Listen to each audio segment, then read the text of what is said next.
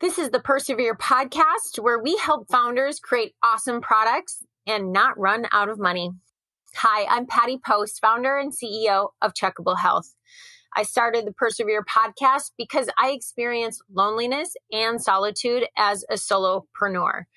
I had no one to turn to, and I couldn't find relevant content for high-tech entrepreneurs, specifically in the stage of business that I was in. So, like any true entrepreneur, I decided to go out and create it. Today, my guest is Reenita Das. She is a partner at Frost Sullivan, and she has dedicated over 30 years of her career to researching the topic of women's health. She's coined the phrase she economy, and she wants everyone to know that women's health products are not just a niche. We actually are half of the economy. We have more buying power than men. We make more healthcare decisions, and we have our anatomy that should be studied on our anatomy. She really talks about a lot of different things that we don't think about as the everyday consumer. But when it comes to research, things like the model that you're using in mice should be a female if your product is going to be for a female.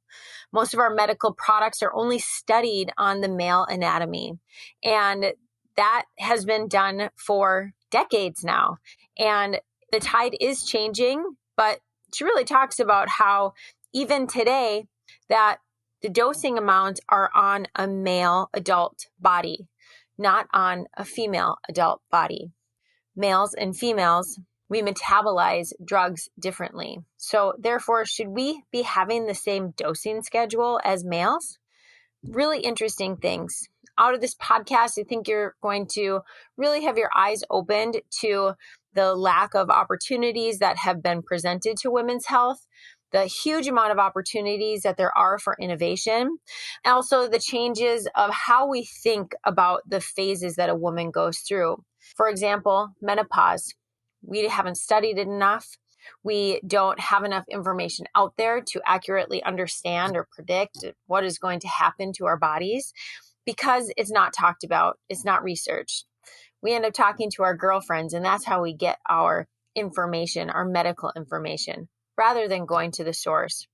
Reenita, thank you so much for your dedication to women's health, and not just in the US, but globally. She is definitely changing the healthcare for women, not just for today, but for generations to come. Really excited for you to take a listen, learn some things about women's health, and really get active. And if you are an investor, invest in those female founders, those medtech opportunities that are in women's health. So without further ado, let's get into it with Reenita Das. Welcome to the Persevere Podcast, powered by Checkable Medical and hosted by Patty Post, a female founder, entrepreneur, wife, and mother of 3, doing all of the things. The strength to persevere in business is powered by passion, grit, and hard work. The Persevere Podcast is for entrepreneurs and business leaders who set out to innovate and change the world with their ideas. Whether it's fundraising your startup, product development, marketing, branding, or scaling your existing business, this podcast is for you. We'll discuss everything it takes to persevere and build the business you've always dreamed of. Let's make it happen.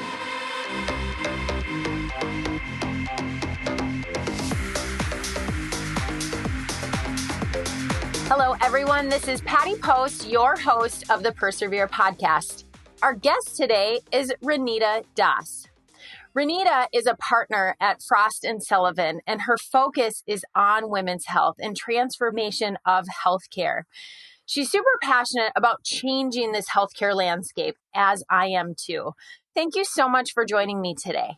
Thank you so much, Patty. You are welcome. There's a couple of things I want to say about Reenita. Reenita is the first woman partner after 25 partners at Frost Sullivan. She is the senior vice president, and she is the founder of Glow. And Glow is Growth and Innovation of Women program.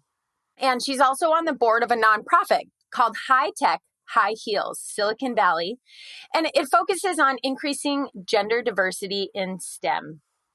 And in the current role at Frost Sullivan, she works on futuristic scenarios and forecasts in understanding how healthcare will operate 10 years from today, and working with clients specifically to help them change and how they will impact the trends and how they will change healthcare, specifically in women.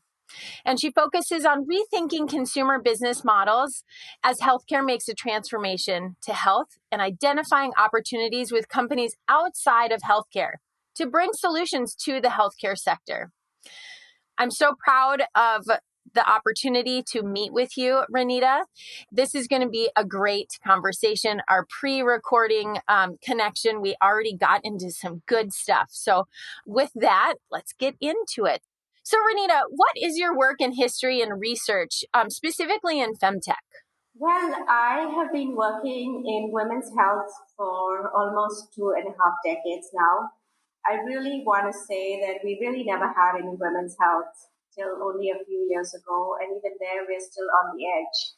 We're working in a system of healthcare that has been built by men for men, and we've never really taken a step back to really understand how women look at healthcare, what their needs are, how different those needs are to men, and how we want to consume healthcare, how we want to be able to see our doctors, when we want to see it. All of this is not clear to us, and a lot of my work today is really in helping companies understand how different the system of care would be for women compared to men. I've always been a very curious person. I always wanted to find solutions to big problems. And really finding my passion in women and healthcare was really an act of faith of karma. I believe it's total serendipity. I wanted to always work in the space of human lives. And I came into consulting and advisory just by chance, simply because it looked very interesting. And eventually spent 25 years in this space, and have had some amazing experiences working in almost 25 different markets, living in 10 countries, working with different cultures, emerging markets taken. Right now I'm in Dubai, working in the Middle East, looking at the status of women here. So I have a lot of gratitude for the place that I've reached right now in my career. It's amazing. Tell us about some of the things that you are uncovering in healthcare in terms of women and our lack of opportunity. You mentioned before the call just about FDA. So can you share with us that story? I think that's a great starting point of exposing that really we don't have representation in healthcare. So it's very interesting. When you start looking at medical devices and pharmaceutical products, we are 50% of the population. By 2030, women will make up 4.2 billion in the world of 8.3 humans. And yet, till 6 years ago, the FDA did not even have a department or a separate office looking at women's specific products. So we did a lot of lobbying and championing work, and now they have an amazing department. We have been working with them for the last few years. We developed an entire blueprint of what are the areas and opportunities that the FDA really needs to focus on. And based on that, they have really fast-tracked many new medical devices, in terms of incontinence, pelvic health, some of the contraceptives, and I hope many more will come through the pipe in the future. Are you seeing that the big Fortune 50 medical device companies, are they growing out their women's health divisions or acquiring companies to have more of a focus? I think, the reality is most of the innovation in women's health is coming from the startup culture, from women themselves that are founding companies. 80% of the FemTech or female technology companies today are run by women, founded by women. And these are all small companies. The large mainstream healthcare companies have had women's health divisions, but really looking at it in a very traditional way. So now what I find a lot of is that many of these companies are wanting to learn what's happening outside. They want to learn what are some of the digital products available, how they can integrate some of these digital technologies into their current area of focus in terms of their disease area. So they are starting to begin to look at that. For example, one of the big questions that I look at is I study a lot of work in cancer. And if you look at the whole aspect of diagnosis of cancer, at least in the United States, it's always very traditional channels whereby women go and have their mammos in hospitals or in clinics. But now there's a lot of focus on women-centered healthcare facilities, which are only women, that are more catered to the needs of women on a holistic basis, where mammo could be just one part of it, but there's a lot of other mind, body, and soul kind of products and solutions available there. So now, most recently, some of the Fortune 1000 companies are starting to wake up and say, you know what, maybe we need to look at these centers because our products we could possibly be selling those products into these centers. So I think it's happening, but it's still very, very slow, not at the pace that we would like it to be. How about research? Do you think research is happening at the pace that you want it to be happening? Well, if you just look at digital health spending, and this is where the money is, if digital health last year in 2021 was $29 billion went into digital health funding, right? And guess what was the funding coming out for FemTech or female technology?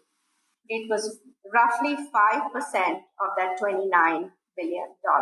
So very, very small. Oh my! So we still continue to be a stepchild. I mean, we're less than 5% of the entire funding available. So that continues to be, even though we've grown, we've tripled in the last 2 years in terms of the amount of funding FemTech companies got. We have one company that's got into unicorn status.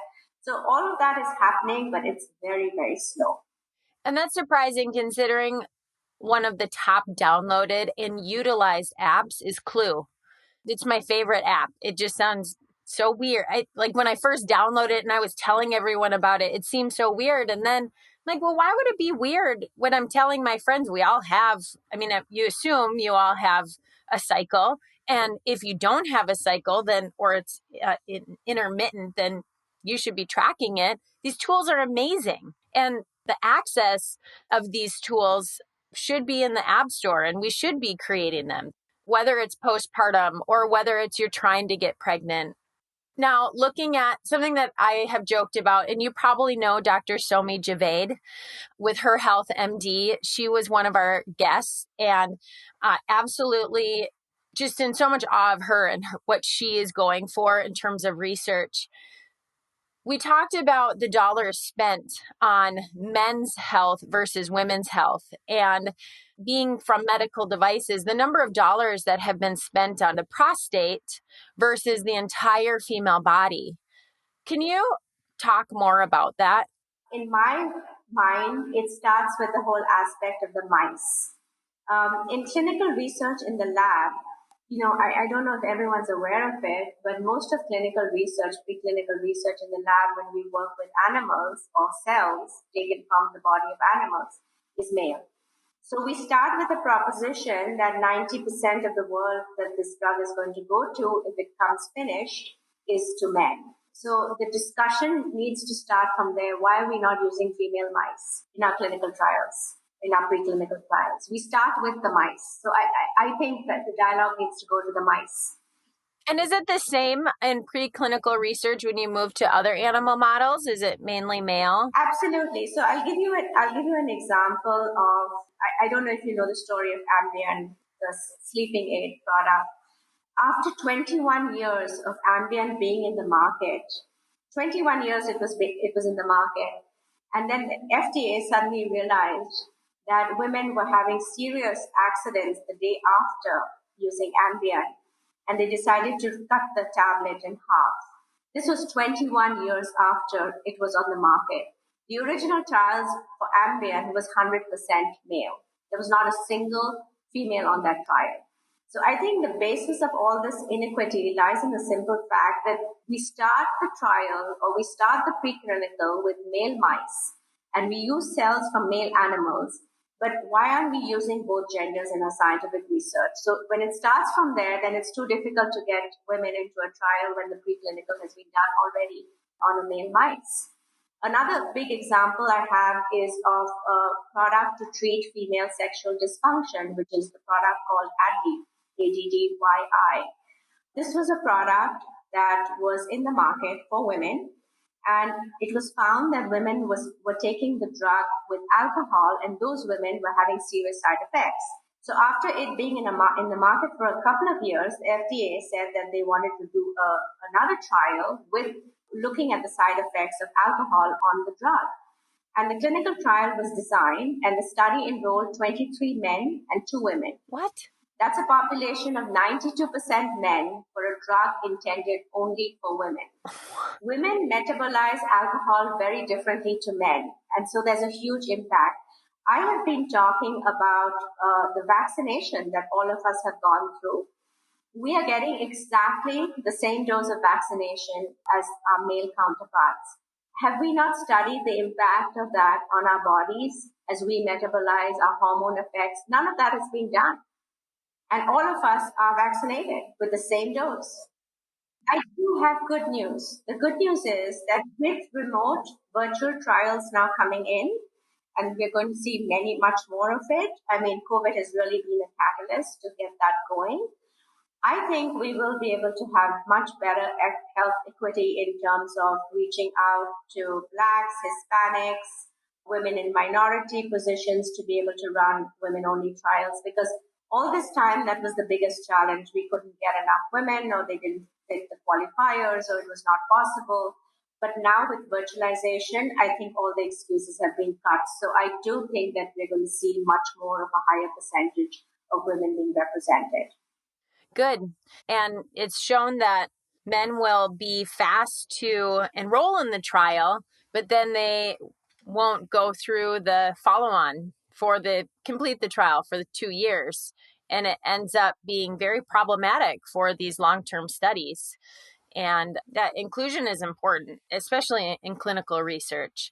We're doing a lot of marketing with our clinical trial. And I have to say, it's the most fascinating piece of the trial for me personally, because how you reach people is so important. And we're now doing a translation into Spanish, which is for a startup is challenging, but it's so important because our population needs devices that are right for them. And if they're not able to read the instructions, why would they? They're not going to benefit from it.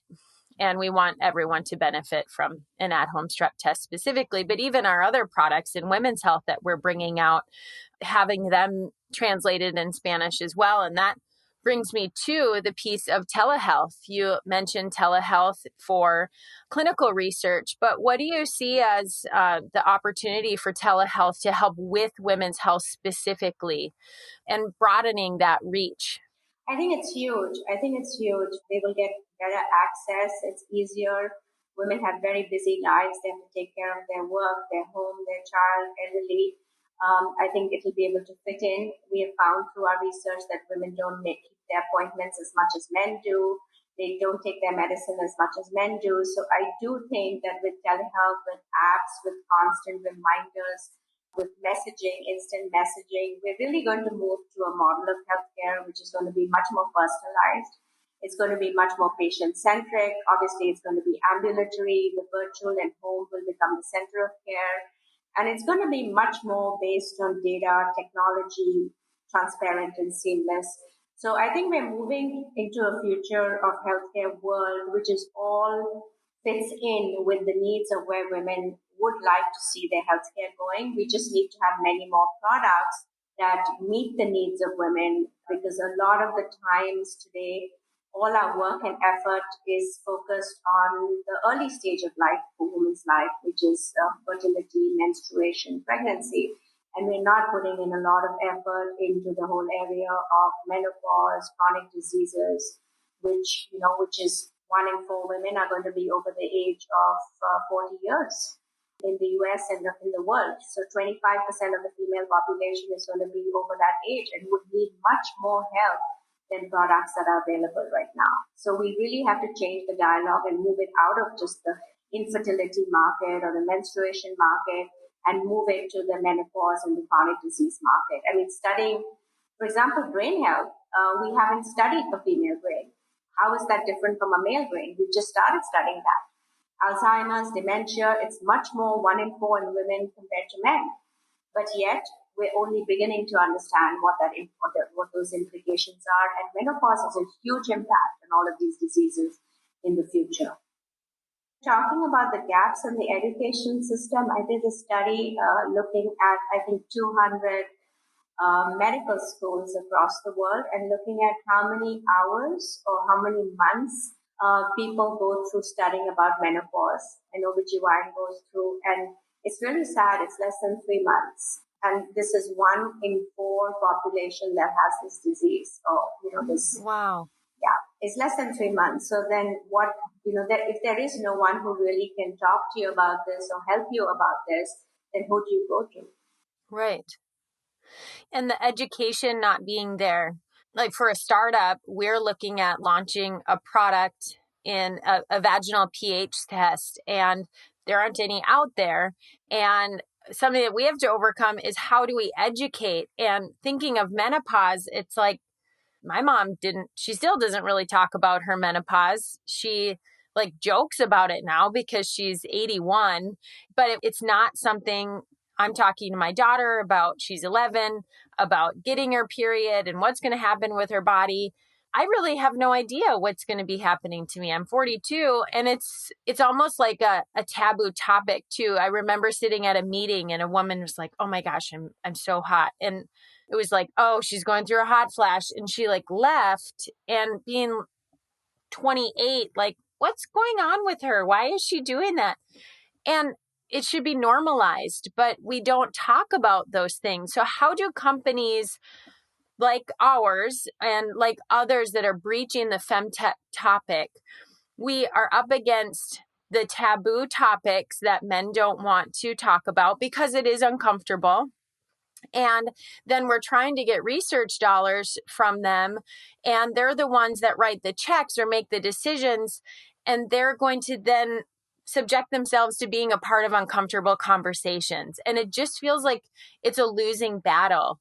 And how do you inspire people like us that are trying to make a change? Just keep talking about it. That's all I say. Get onto all the big conferences and talk about menopause, not about infertility. I know infertility is a big problem and it's also a big commercial dollar ticket value for the healthcare industry. But menopause is equal because the impact of menopause leads to so many other diseases, autoimmune diseases, Alzheimer's, dementia, could go into cancer, could go into chronic inflammation, which could lead to other diseases. So the list is endless. Osteoporosis is the apparent one. And you bring up, Patty, a really good point of how do we learn about menopause. We don't really learn. Once we start having these symptoms, we start discovering, oh my God, what is happening to me? Then I do a Google search and I try to get as much help as I want, or I talk to a girlfriend that I know who might have had it. And that's the way we get information. Right. And that's not the right way. That's not how we should be educating ourselves on this. When it's already taken over our body, we need to know ahead of time. So then we are prepared, we can take action, we can have vitamins, we can change our diet, we can, sleep better, we can exercise, whatever needs to happen, we can be aware of it, not when it's full blown. Mm-hmm. And I think that's the model of healthcare that, we need to get to. We're in a model of sick care. When the symptom arrives, then we address the symptom. But we need to get to the point where it's proactive care that we already know, and we studied the woman's body enough to know that this is how it's going to come. Mm-hmm. And when it's going to come, I'll be prepared for that. So really, we need to rethink how we think about healthcare, the way we think about it, what that means, how should we be measuring outcomes in reality, and how do we look at it in a holistic fashion? It's physical health, it's spiritual health, it's social health, it's mental health. All of these things for me is healthcare. And then, what you're saying is so right, because once you start doing the research to your symptoms, and Facebook is an amazing tool because you have all these groups now and they have followers of a couple of million on the menopause group, and I'm on that group because I want to just hear the comments and the communication that is going on. So that has really been one of the lifesavers for many, many women around the world. So I think getting onto these groups, getting your message out is so, so important as a tool. But then related to that is, now that you know you have it and you want to alleviate the symptoms, the healthcare system doesn't pay for any of that. In many countries of the world, menopause is not covered by insurance, including in this part of the world that I'm at. Really? So if you have hot flashes, if you have night sweats, if you don't have any estrogen in your body, you have to pay money out of pocket to get the patches or the gels or the bioidenticals that you need. And it's even in many insurance systems in the US, I think, that many of the drugs are not covered, or the new forms of bioidentical hormones are not covered. So that is the other problem. The access to, even though you found out everything, you don't have access to it. And that's why I feel that the insurance systems now need to keep pace with the healthcare system of what we're looking at in healthcare. Because if they're not covering these basic diseases of life, change of life, it's not really a disease, it's a change of life, but it has serious implications on our mental and physical and emotional health, which leads to chronic diseases later on. Those need to be covered. I even heard about a dry eye syndrome in women when they've gone through menopause, and not understanding that there's a correlation. And there is a supplement that was being researched for dry eye in women, and they couldn't get women in the study, and they were only getting men. And they ended up that they had so many men, and it wasn't making a difference. So they didn't get the labeling that they wanted and to make the claim for dry eye for women in menopause or post-menopause. And so I'm hoping that they get funding and they can go back in the trial. But that's just an example that I have that's fresh in my mind of, I didn't even know that you would get dry eyes. So maybe that's something that I should even be talking more about, and I should interview my mom, because my mom could definitely tell me. She was in Toastmasters at the time. She had me at age 40, and then she went through menopause like 48 to 52. And so imagine having an 8-year-old, and then she had, 2 sons that are in their 20s. She was in this crazy time of life. And you just brought up some things that maybe my mom isn't so crazy, that like she just was going through a lot at that time. The term pause, it shouldn't be a pause. It goes on sometimes for 20, 30 years. Why is it a pause? Right. Yeah. Yeah. Why is it? I question that. Who invented the term? Who invented the term? Yes. A man. Yes. Obviously. So why now the funding and interest in FemTech, Reenita? Why is there this rising? I think companies are beginning to understand, with this whole focus on gender equity that starts in the workplace, the Me Too movement that happened a couple of years ago, all the, the presidential debates that went on, that we need a woman president, vice president. Women have come center of it all. We are in what we call the she economy, SHECONOMY. And part of that she economy is that emphasis that health is very much part of that, and we need to start thinking about it. So companies are waking up to realize that, they can't continue to run the system the way they are running it. This is a good commercial opportunity. They can make money out of it. So let's run it. But most of them are focusing, as I said, on the spring of life, on when we are beautiful, when we're young, and when we're able to procreate. So now we need to move the dialogue to the second half of life, the autumn stage. Autumn stage. Oh, I like that season. I love autumn, actually. That sounds very nice. And thinking that women live 5 years longer on average than men, that even the end of life, I think there's opportunity there for support of widows. And we're not going to go into that space right now, but it certainly is something that when I look at the numbers of how many widows there are that are in nursing homes, and could there be digital health there to help those women? Opportunities there? It's a very interesting thought because one of the things that I'm also working on is looking at actual real estate for women, women only, real estate community homes. Women, there are many more divorced women today than there ever was in the last 10, 20 years. The rates of divorce, so there's single women, women who are not getting married. It's almost going to be 45% of the entire working population of women are going to be single. And these women are not going to get married. So as they get older, they will have to have some kind of community to be able to live in. So what would that community design look like? How do we create a woman's only kind of a community, which is a health, wellness, soul, mind, body, and soul space for these widows as well as we talk about it. So that could be another huge growth opportunity in the future. Oh. And design homes based on needs. I mean, design homes based on all of that. Yeah. So it's a huge commercial opportunity. I see it in the future, especially when it's going to be 25% of the population. Well, the last question that I have, or topic that I have, is around the marketing of women's health and the messaging. And you being in Dubai, where you're saying there's a lack of messaging and awareness at all, where in the US, it just seems so skewed. Like a tampon commercial gives you the freedom to feel great and go ride a horse and like play beach volleyball. Is like that's what we see on commercials, when in reality, it stinks to get your period. You don't feel great. So it's not represented accurately, I don't think. And I'm curious, what are you seeing to change that? And how can you leave us with an inspiring message to create these campaigns that are relatable and educational and fill us with the reality of what it is?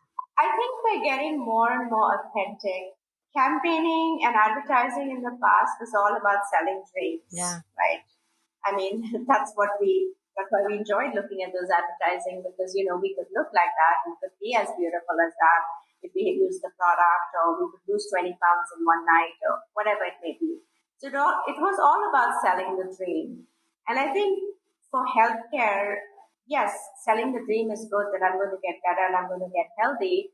But I think we also have to be very realistic in selling that dream and maybe package it in a different way. Yeah. I think today we are seeing many more women of color on commercials than we've ever done. We are seeing, the whole LGBTQ area. We're just beginning to understand them. We don't have any products or solutions around that. I'm starting to look at conferences and events that we can have separate sessions of how do we deal with.